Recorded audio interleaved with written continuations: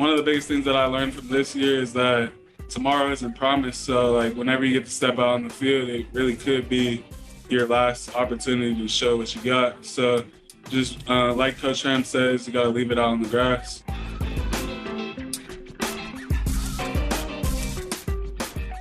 There's only enough time to pick out a few things that went wrong in Saturday night's loss to UCLA before Arizona State travels to Tucson for Friday night's Territorial Cup matchup. Zach Keenan here for DevilsDigest.com on how Arizona State is getting creative to deal with this quick turnaround. Short week, so there's some urgency. I think everybody's got some urgency. You know, it's the coaching staff, the players, the assistants. You know, everybody's. We got to put it together quick, and we got to go get a win. That's the main emphasis.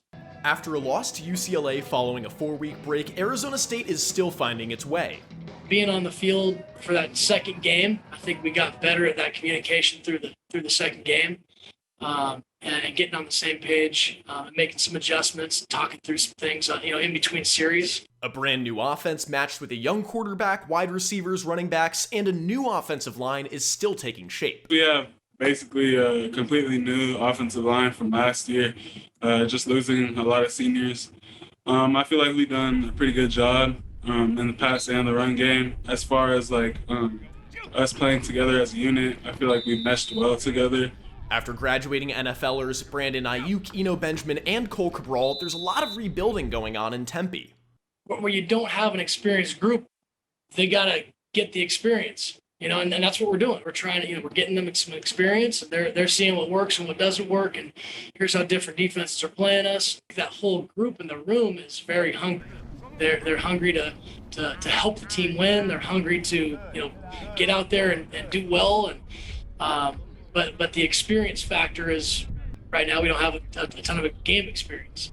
Most of the results have been positive. We feel really good about our running back core right now, and the ability to break tackles, stay on their feet, keep their balance. I'm sure the yards after contact is pretty high. It's fun to watch those guys run, and they're right now the most consistent part of this offense. But in what could be the final game of the 2020 season, in-state rivals University of Arizona are looking to end an 11-game losing streak. This game's always going to be a very intense game just because the rivalry between the state. We're just going to take it as another game. It's another opponent, so we just got to stay focused, go out there, execute our responsibilities, and play our game.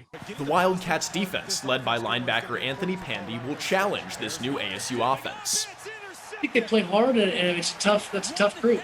They do some good things. They've got some good players, on the back end. And, up front, they're big. They got a good sized D line. They can create problems, for a defense.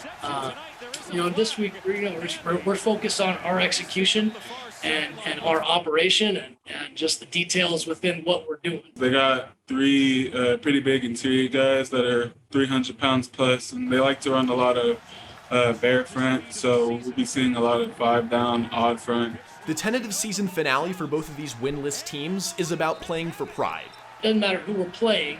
Obviously, it's a rivalry game. We know that, but we got to keep our mind off of that. Just focus on this plan moving forward, and just us executing from a play one. All right, now we're moving to play two. Just play to play, and don't worry about the end result. Right now, the end result, the stats, all that stuff will take care of itself if we do the right things. We'll be back tomorrow to take a look at Arizona State's defense going head-to-head with University of Arizona offense. For all things Hate Week, make sure to keep it locked in to DevilsDigest.com and give us a follow on Twitter @DevilsDigest.